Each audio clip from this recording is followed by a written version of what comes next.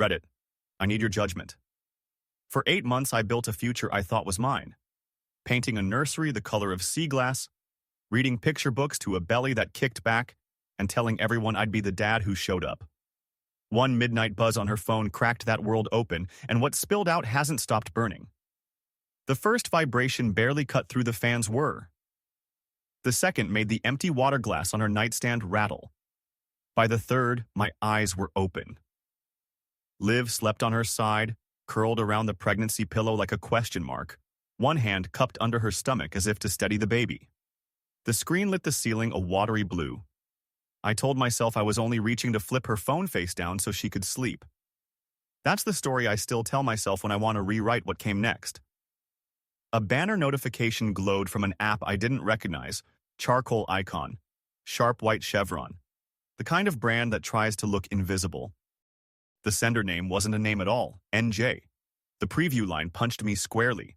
Still tasting strawberries. When can I see you again? I could have turned it over, could have let the buzz drown under the fan. Instead, I entered her code our dog's birthday because we never kept secrets and opened the app. The thread unfurled like paper towels across a kitchen floor. Weeks of short messages, flirty snapshots cropped to lips and wrists, a boutique hotel sink I didn't recognize, a wristband I knew wasn't mine. Nothing technically explicit, which somehow made it worse.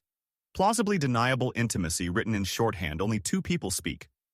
Another message slid up while I stared. You awake, honey? Honey. Liv called me babe, idiot, my favorite person. Never, honey. She murmured in her sleep and slid closer, her palm finding my forearm with a reflex honed by years. The tenderness and the texts clashed like cymbals. For a full minute, I convinced myself I was misunderstanding. A wrong number, an inside joke, a coworker with disastrous boundaries. Then I scrolled and found the hotel address in a pinned location. The date matched a night she'd said she was at prenatal yoga. GPS coordinates don't have senses of humor. I placed the phone back exactly where it had been and lay on my back, eyes open to the fan slicing blue light into strips.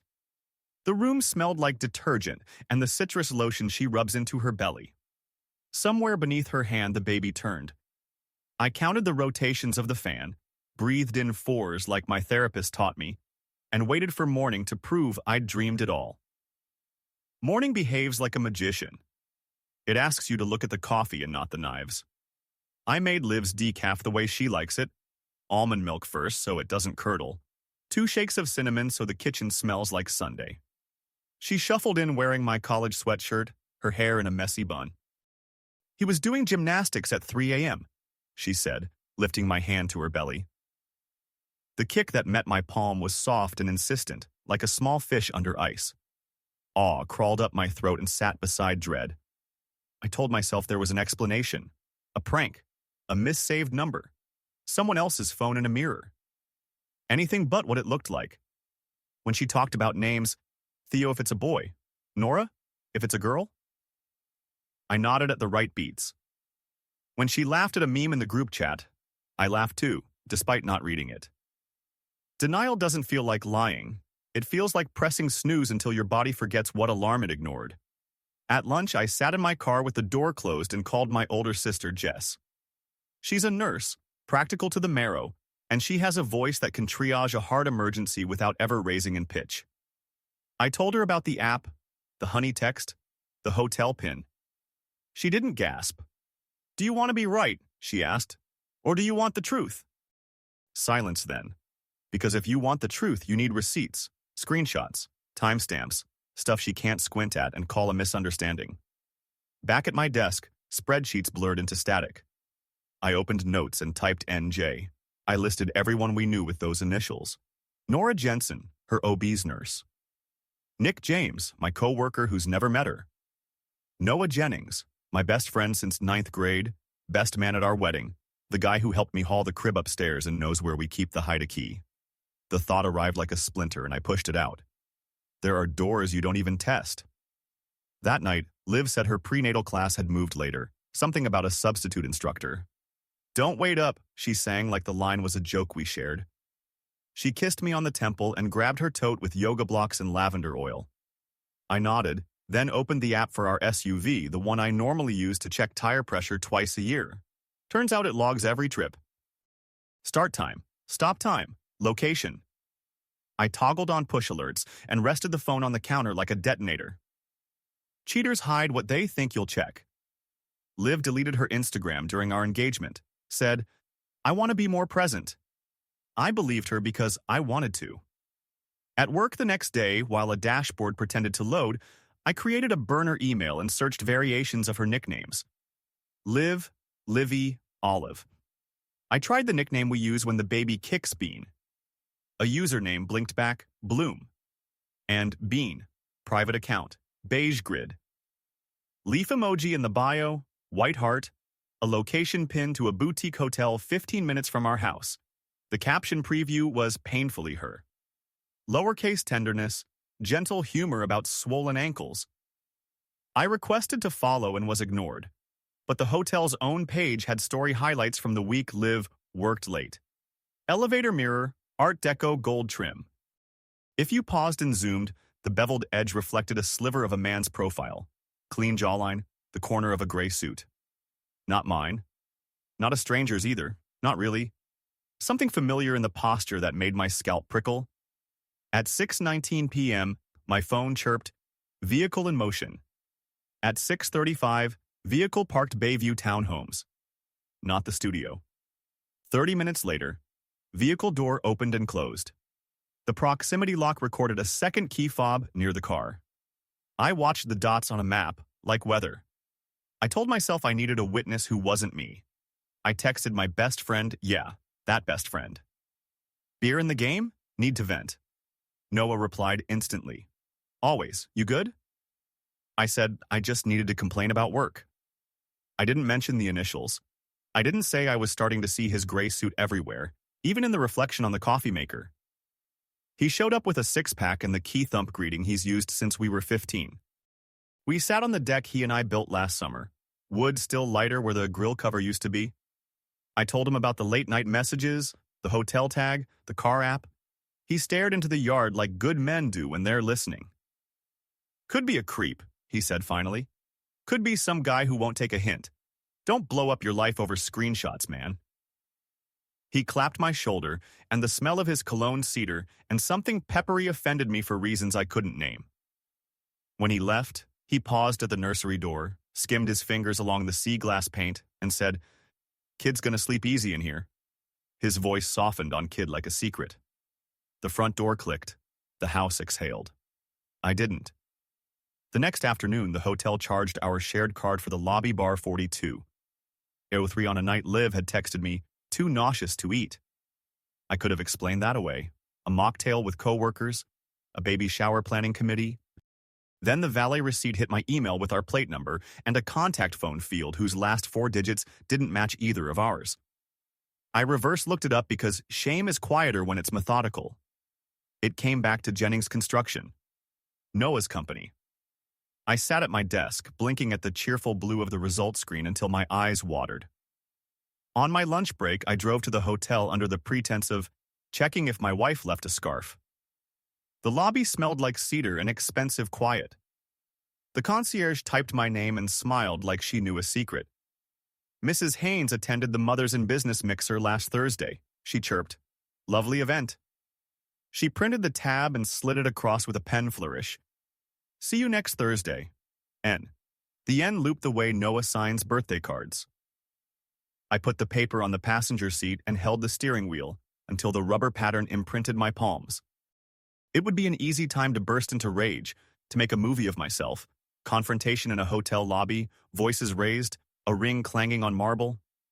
Instead, I drove home at the speed limit, which felt more like control than screaming. That night, Liv came home smelling like dryer sheets and citrus, slid her tote onto the bench, and kissed my cheek. "Class ran long," she said. I held up the receipt. "What is this?" She didn't flinch. She went right to the move she'd practiced. "You went through our account?" she said. "This is insane, Eli. You've been anxious for weeks and now you're inventing conspiracies."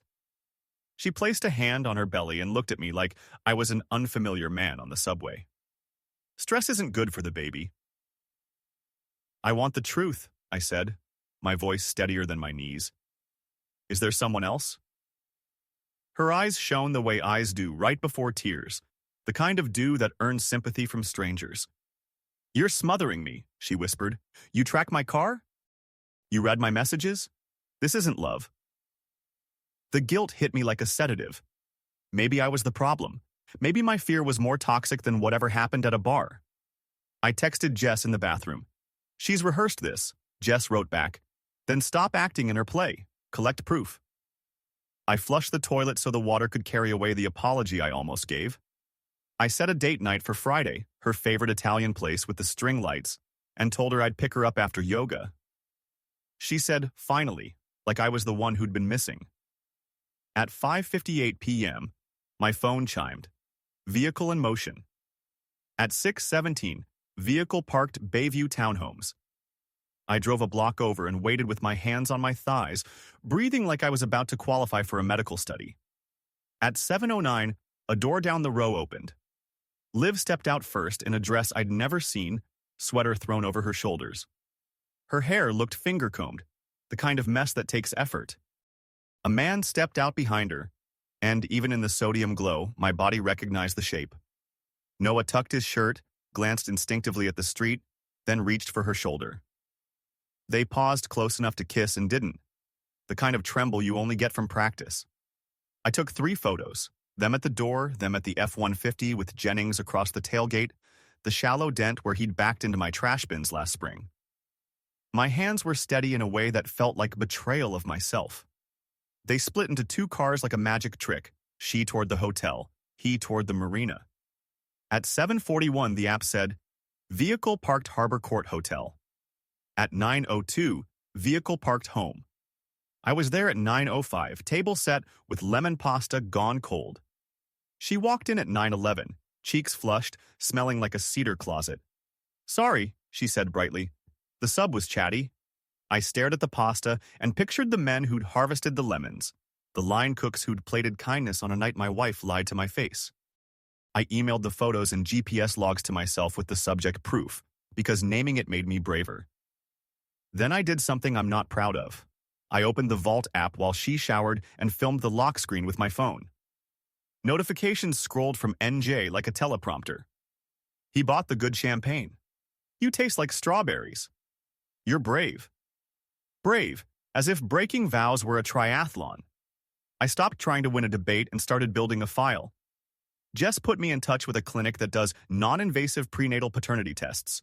2 samples, one from the mother, one from the alleged father. Our OB recommended a genetic screening, I told Liv, voice even.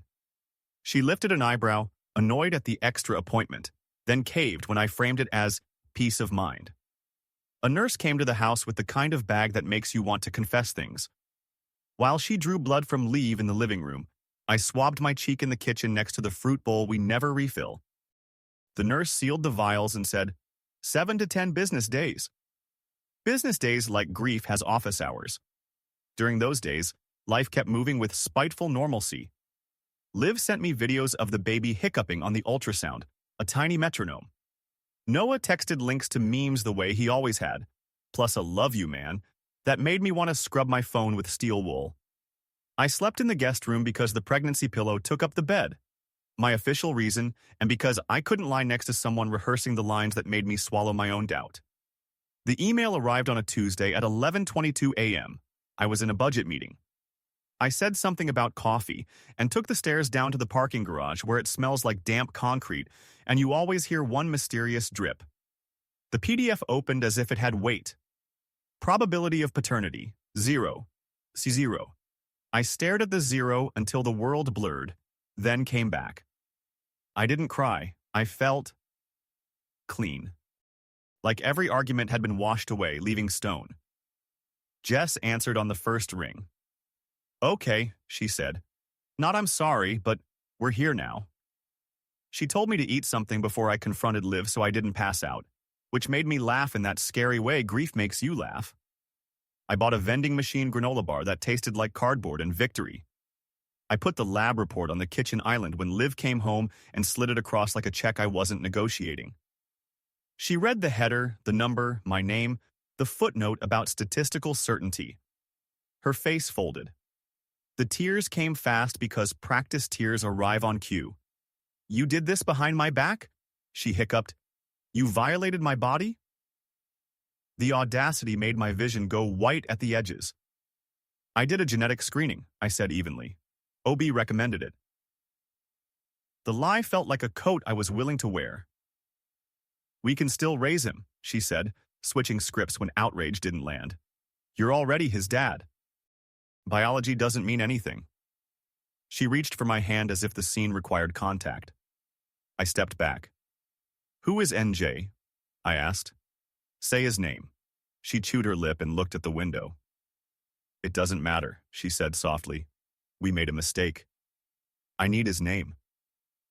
She inhaled, held it, and then let the word out like a balloon she'd been hiding under her jacket. Noah, she said.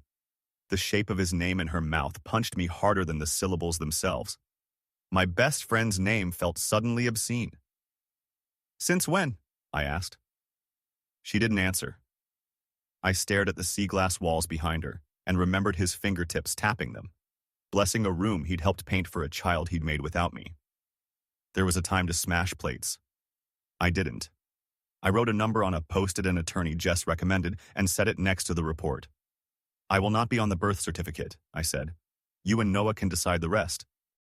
She started to cry again, snotty and loud, a sound that used to trigger fixing instincts in me. I walked out to the porch and watched our neighbor's retriever chase its own tail until my hand stopped shaking. Leaving is paperwork and lifting. She took the diffuser that made the living room smell like borrowed calm, the maternity dresses with taglines about glowing. I kept the crib.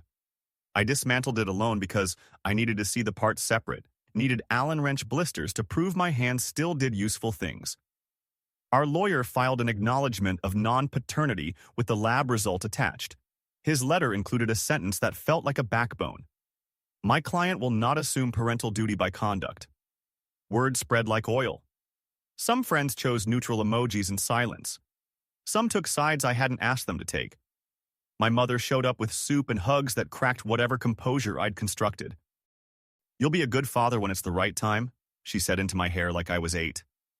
Jess brought a plastic bin and pulled down the cloud decals without tearing the paint. You don't have to decide today if you keep the color, she said. We set the decals on parchment paper, for later, a phrase that made me cry in the laundry room where the house can't hear you. Noah texted paragraphs that started with, I know you hate me, and ended with, I'll spend the rest of my life making it right. He emailed, too, the kind of apology that reads like a resume of suffering. I blocked him on my phone, then unblocked, then blocked again like a teenager because I didn't trust myself not to ask why when why never satisfies. He dropped a letter in my mailbox with his wedding toast printed on the back, as if reminding me of our history would notarize his regret.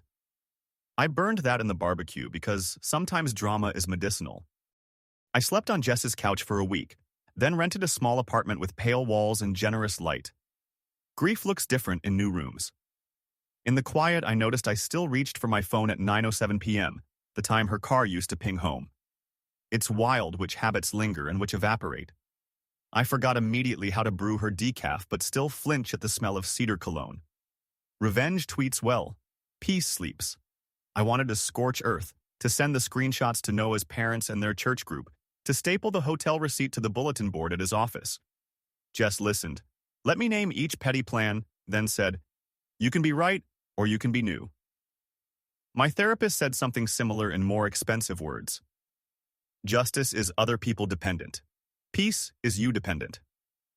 I met with the lawyer again and made choices that felt like stitches instead of knives. No contact with Liv unless through counsel. No public naming, because righteous as it felt, I didn't want to build the next decade of my life around an old wound. We filed paperwork that made my absence legal. Not on the certificate, not financially responsible, not present at the hospital. A different ache bloomed at that last one. The ache of the man who would have held his child in a room that smelled like antiseptic and oranges. I let that ache sit next to me instead of wrestling it. Liv sent a single photo when the baby was born. A lemon cap, scrunched face, cheeks like bread. On the back she'd written, He calms when he hears your guitar. It was an attempt at a hook. I slipped the photo into an envelope labeled Archive and placed it beside the deed to the apartment and a utility bill with my new address. That felt like a boundary, not erasure, not display. Record. There was one conversation I did have. I met Noah in a public park because I didn't trust myself indoors with him. He started with, "I'm sorry," voice low, and I raised my hand. "I know," I said. "Here's what we're doing. You will not contact me. You will not speak about me to mutual friends beyond, we're not in touch. You will not text at 3 a.m. anymore." He nodded, eyes wet. I believed his tears. Belief didn't change anything. Before he left, he said, "I love you, man," I said. "You loved what I gave you." Then I walked away and felt my legs hold, miracle enough. 6 months later, the nursery is a reading room with plants that don't judge me. I kept the sea glass paint because it turns mourning into kindness and because scars don't have to be repainted to stop hurting. I play guitar again. Not lullabies, not yet, but songs that require both hands. Sometimes around 3 a.m., a ghost weight settles on my sternum muscle memory for a baby I never held, and I breathe through it until the pressure passes. I learned grief is love with nowhere to land. I set out small runways anyway, being the uncle who shows up, fixing Jess's wobbly shelf, bringing soup to the neighbor after her surgery. I posted this on a throwaway account because folks who know us in real life don't need the spectacle. I expect the usual Reddit cadence, info about why I stayed so long, YTA from people who think paternity trumps promises, NTA from those who've smelled gaslighting up close. Ask away, I'll answer what I can. The truth is both simpler and messier than comment sections allow. She lied. He lied. I believed in a future that wasn't mine, and then I stopped. Here's my rebirth, if that's not too grand a word. I'm not auditioning for the role of the bigger person. I'm just this person today, making coffee with almond milk because it turns out I like it. I run 3 miles without checking a map. I say no faster. When someone's phone buzzes at midnight in a movie, I don't look away. I know what a buzz can hold. If you're reading this because your nightstand lit up blue and your stomach dropped, collect facts. Don't argue with stories. Choose peace when justice looks like setting yourself on fire to keep liars warm. Keep what you like. Paint colors, playlists, the way you cut fruit, and let the rest go. The worst part of my life is not my whole life. The sea glass walls glow in the morning, and sometimes that's enough to believe I'm building something true,